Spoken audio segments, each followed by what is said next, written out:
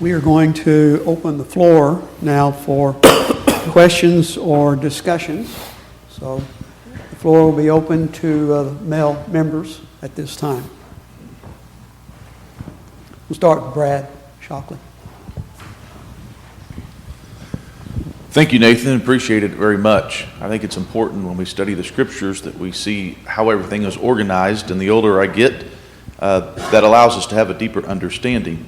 You mentioned something about higher criticism, and I'm concerned about higher criticism because as I read a variety of things, I find things that I think is pretty simple and easy to understand being criticized. And currently at home we have, probably a dozen teenagers or so in the congregation, and they're being exposed to all kinds of crazy things about why the Bible isn't true. Could you elaborate on higher criticism, please?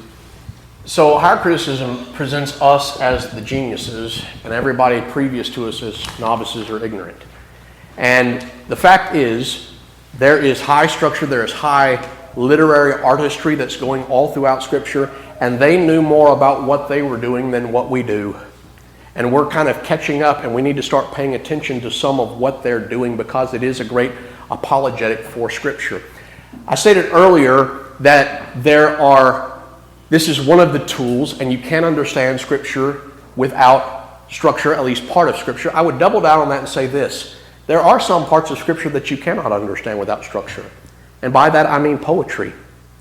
Poetry, as an essential element of it, uses repetition and parallelism to structure itself and build it together. And you eliminate the concept of structure in Hebrew poetry, it will be chaos, it will be incomprehensible. And maybe part of the reason we shy away from poetry is because we think, I'm going to have to learn about structure in order to go there and do it. And I don't understand what's going on in poetry, and I got other fish to fry, and I'm not so concerned what's the application in my life. Now, there's a lot of application, a lot of things we're missing in Psalms that we need to pay attention to that's based on structure. But I would just say, in pushing back on higher criticism, the proof's in the pudding. And they come up with a pile of crumbles that they can't even, there's not two higher critics that together can agree on what the pile of crumbles looks like and who comprise what different parts of the pile. Maybe there's just a divinely inspired author that's the simpler answer, who is a literary genius because he was talented first of all, and God chose him to write his book, and he also gave him the Spirit to make sure everything came out perfect. There is some strong apologetic value. I'd point you to Timothy McGrew and to the guy who wrote Hore Pauline, William Paley, who are saying when you just look at the Bible, it's written in a different way. And it gives you little details here and there that you're not expecting to find. But when you step back and you look at all the details, the Bible is linking up with itself, and it's putting things, historical markers, in place intentionally where they should be. And what seems to be very coincidental or useless is actually very critical. Remember the law of necessity. Everything's there that we need, and nothing that we don't is not. Okay, Roger Boone.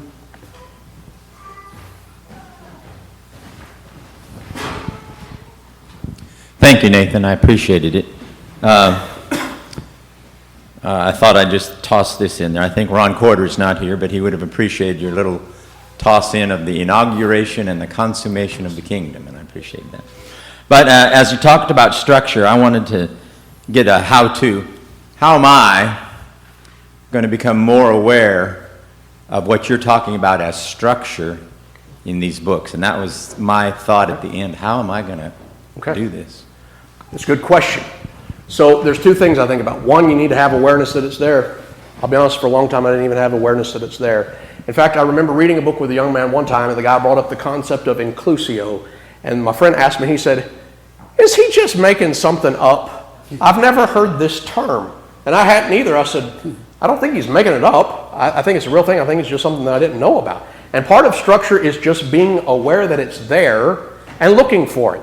And then the second part of that, I would say, is all structure is built around two basic concepts of repetition and parallelism. Okay? We need to be looking for and looking out for repetition and parallelism, and asking, why is he repeating this? A higher critic says he's repeating himself because he's ignorant and he don't know what he's doing.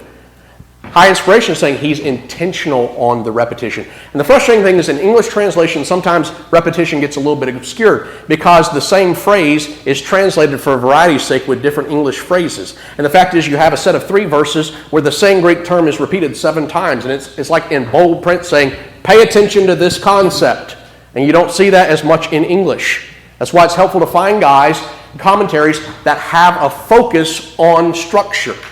I would say this, Church of Christ commentaries are really good about the church and about salvation. But Church of Christ commentaries do not have an eye towards structure. And that's a weakness, it's a blind spot for them. By and large, they don't discuss structure at all. I use, in a conservative manner, some commentaries written by non-Church of Christ sources because they do have an eye for structure. And there's a part of the puzzle that I'm not seeing here. And I would say this, when you go to any book of the Bible and you pick it up, first thing to look at the beginning and the end. You're going to have some relationship between the beginning and the end. The beginning is pointing out some things that are important to the author that he's going to trace, and the ending is bringing that to a climax or a conclusion. You have some framework there. And then start paying attention to repetition and intentional parallelism through repeated word usage. Those are some basic concepts that I think lay some groundwork. But I would say, too, this is like anything. There is an introduction to it, and then there's a pursuit of it. And it's going to take some working out to get there. George Battey.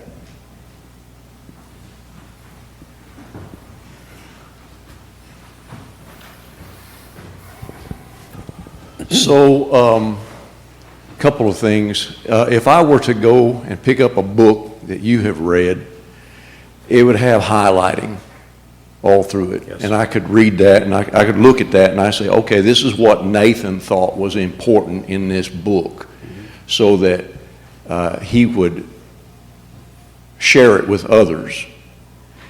When God wrote the Scripture, there weren't highlighters, and if there were highlighters, only the original manuscripts would be highlighted, and we've lost those, or at least we don't know which ones were the original ones. But with structure, you have built into it a permanent highlighting system, right? So that we can see this is what God wanted us to focus on. It just seems to me like to be a permanent kind of, that's translatable when you translate it into other languages. The highlighting is still there. And that's accomplished through repetition. Yeah. Yep. So, but you know, I have a series of sermons on the Sermon on the Mount. And when I got those lessons up a long time ago. And I was wondering, you've had the Sermon on the Mount in several of your charts, and I wonder if you just would elaborate a little more on the structure, how structure affects the Sermon on the Mount. So I'm going to put this up. Giving you an introduction, if you'll scan this QR code, this will give you access to a file that takes this a lot further. It takes it further in Matthew, takes it further in the rest of Scripture. It gives you some introduction to Psalms, to prophetic writing. It gives it to the other Gospels all over the place. There's a bit of material that I've just put in there that I can't fit it all in this sermon, so you can go there. In there is a full structure of the Sermon on the Mount, which is a pretty phenomenal structure. It's very intentional in how it's crafted. It's a large chiasm, I believe, overall. But I'll share with you just a little element of something that I've found pretty helpful and amazing. By the way, there are some books there that introduce some structure concepts in the Gospels and narrative in the beginning. But here you go. Here's the 9 Beatitudes, right? This is broken into, on one level, 8 and 1. There are 8 third-person Beatitudes at the beginning, and then he switches to the second person in the 9th one, and he doubles down on the 8th Beatitude. So we recognize that pretty easily. But notice some repetition that starts taking place here. In the first Beatitude, the blessing is the kingdom of heaven. What's the blessing in the 8th one? It's the kingdom of heaven. The 8 are structured around the concept of the kingdom of heaven, and it's giving you the kingdom of heaven concept as a blessing. This is about the kingdom of heaven. You have to get that. And second of all, the kingdom of heaven blessings are current. It's present tense. Theirs is the kingdom of heaven. And the other blessings, the other 6, they are future. So there is part of this, as Brother Roger pointed out, the inaugurated and the consummated state. You don't get all the blessings of the kingdom right now. There are some blessings that are yet future in the glorified state of the kingdom. That's pointed out by the structure. That's intentional. But furthermore, the 8 are divided into 2 groups. The 4th one talks about righteousness, and so does the 8th one. That's intentional. There are 2 groups. There's a group of 4 paired with another group of 4, and then you have this concept of persecution. Dad talked about writing it with highlighting or bolding. That's what he's doing. When you have persecution mentioned 3 times in these 2 or 3 verses, he's emphasizing, get this in your mind. I'm talking to you about the kingdom of heaven. I'm offering it to you, but get this in mind. Persecution will always follow the kingdom. You cannot get away from that. This is his first address about the kingdom, and he's telling you it's about persecution. And that concept is going to go throughout the other discourses as well as the concept of judgment. Here's what I would say. There are some folks who say that's a negative message, and we should be more positive about the hope of the kingdom. And maybe one day the kingdom will have grown to such a point that just everybody will be converted, and when the Lord returns, he returns to a converted world. Matthew's telling us right up front, no, there will be persecution, but listen up, that's not a negative message. Rejoice and be exceedingly glad, for great is your reward in heaven. It is an awesome thing, and it's a joyful thing to march into battle for the Lord, to fight for the kingdom, and look forward to the eternal reward of glory that awaits. This is what's going on in the Beatitudes section. Now you're going to have to wrestle with, why are there 4 and 4? I have some thoughts about that, and I'm not going to share them right now, but I want you to wrestle with that. That's intentional in this structure. Is there something different about the first 4 from the second 4? There seems to be, based on the structure. These are the type of things we need to pay attention to in smaller blocks as well as on larger scales. Brother Luke. Thank you, Nathan. I've really enjoyed this presentation. We've talked a little bit about this before. There's the tendency with some people to look at structure and to just dismiss it. You know, anybody that can read it all ought to be able to understand the Bible, and if there's anything that might be beyond my intellectual grasp, then it's nonsense that's being made up. And I don't think either one of us believe that way. There's also people, though, that take structure to an extreme, and they overdo it, and they see connections where there aren't any. And you've touched on this maybe a little already, but how do you find the balance? How do you determine what's actually placed there by God to emphasize his point, and what might just be strenuous connections that aren't really there? Sure. It's a good question. I'll take you back to this slide. Look at the QR code. I have some of this talked about in that presentation, and one of the things I talk about, and you and I have discussed in the past, is chiastic structure. Because chiasm is a real thing, but there's also times where people present a chiastic structure that's not a true chiastic structure. So how do we differentiate between the true and the fake? And there's some material in that gives some guidelines to dealing with that. The one thing that I would pause and say in discussion with that is that you have to view it a lot of times on a case-by-case basis. Okay? Judge it on its own terms. Chiastics do exist. That's part of the battle. We just have to recognize that fact. They do exist, and there are some rules that, generally speaking, govern them. But there is also, God intended for there to be a reader and him to make the connections that God has put there in Scripture. I just say that to say it's not all science. There is some art to Bible interpretation, generally speaking, and that's true with chiastics as well. Sometimes I wish that, the Bible only taught in explicit terms and said, here it is on everything. That would be really nice. But the Bible teaches a lot through implication.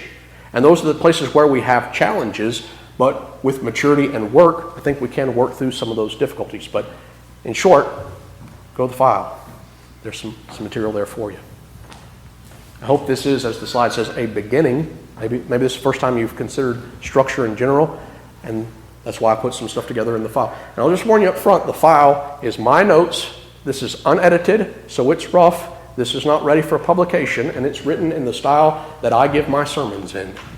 And you can hopefully see some basic application to a whole bunch of different areas regarding structure, and also how to incorporate it into teaching style, maybe model that.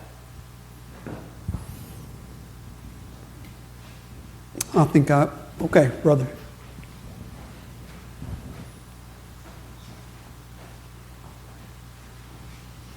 Well, I'm a little sad that he has a comment because I wanted to be at Clusio. was hoping that was going to happen. But I wanted to talk to you about this idea of the cue for a minute and ask you to fill in a little. Paul says in 1 Corinthians 13 gives us a picture of the completion, the perfection of the message, that we have it all now. We don't have any need for any further inspiration. Mm-hmm. But before Matthew's written, before everything else is written, we have them speaking in parts and sharing these bits, and it's not all perfected and completed yet. Mm-hmm. And so there's a phrase in society today that it's a dangerous phrase, and I'm going to use it, but I don't love it in general, but two things can be true at once. That's a dangerous phrase.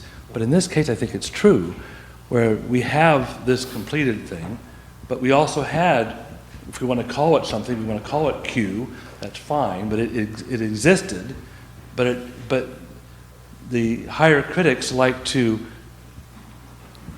lay everything on that and eliminate inspiration. Mm-hmm. So I thought maybe if you'd like to add a little more on that. Sure. So when you begin discussing Q, everybody's question is who's copying who, because you have statements that are the same in Matthew and Mark, and so who copied who? And the idea is basically, I'm oversimplifying here, but Mark is shorter and simpler, so he must have come first, and then you have longer development out of the Gospel of Matthew, and that's how you explain the relationships.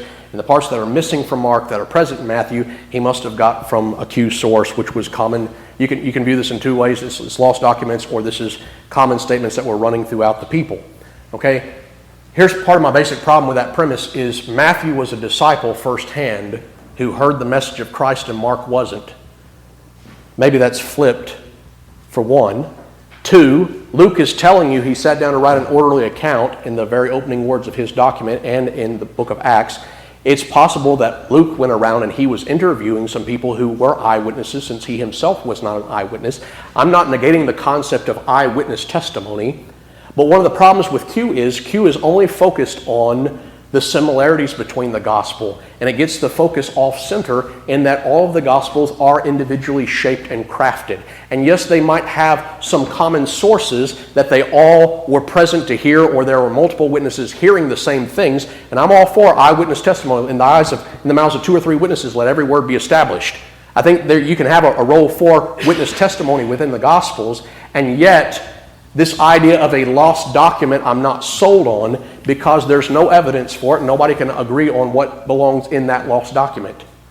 I'm okay with the idea of witness testimony. That's a biblical concept. And I'm also on board with everything that we need is present and that it's not defiled or broken or missing some parts that have to be explained away. That's the problems in the general presentation of how Q is presented. Now, there are some people who have a high view of inspiration. They're using Q for the sake of saying, how do we deal with the synoptic problem?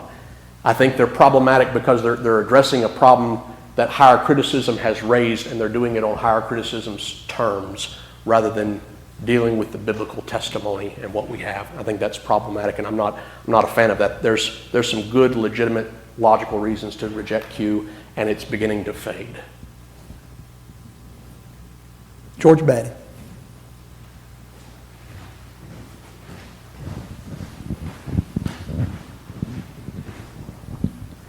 So when you have a true chiasm, is the point of the arrow the main point of the chiasm typically? Not always.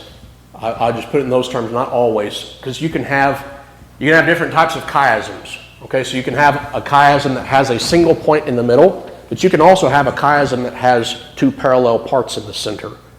And when you have 2 parallel parts in the center, it's usually just acting as a hinge that redirects you and forms parallelism throughout. It's not saying this part is greater than this other part. It's just showing you there is parallel structure running throughout. Now, it used to be a common idea, he was advocated by Lutz, I believe, or Lund, that the center is always the main point, and that's not always true. That's been proven to not be the case. But it is something to pay attention to and ask, is everything centering around this point once we've recognized the structure is there in place? So if there's 2 forming a hinge at the center, are those 2 points together the main point? They can be or they may not be. It's on a case-by-case basis. I think it's kind of a false premise to assume the center is always the point. Sometimes it's just where things turn. We think in linear terms. We think A, B, C, D, E, F, G all the way down to the end. They're thinking more in circular terms. I think this is part of why, like in the book of 1 Corinthians, Paul loops around. He'll introduce a concept in, say, chapter 8, and then he comes back around to it in chapter 10. And he didn't get there in what we would consider a progression. He's looping back around to it, and he'll loop back around to it again by the time he gets to the end of his book. And part of that looping effect is created through chiasms. And so there's kind of a dual function sometimes to them. So just for the benefit of all of us here, my mind's blank right now. I know there are several psalms that are written in chiasm, the whole psalm. Could you maybe give a couple of those just to illustrate the point for people to, okay. I'd say in the file. All right. The file has it there. That's why I put that there so you can look at it and chew that over a little bit further on. I did some with Psalms. I believe the discourse, I think I've got this slide here. The discipleship discourse. We call this the limited commission. I think that's a little bit of a misnomer because the commissioning is only in the A section, those verses, and after that it's broadening out to talk about discipleship in general. And the limited commission is limited to that time, whereas the rest of it is applicable to all time for all disciples. And in the center of this, I do believe this is a chiasm where the center portion is the point. He's talked a lot about tribulation twice. He's saying you're going to be accused of being Beelzebub and you have to confess that I'm the Son. And what's in the center? There's consolation and encouragement that's given because there is going to be persecution as a disciple. That's the nature of the kingdom. That's the Beatitudes.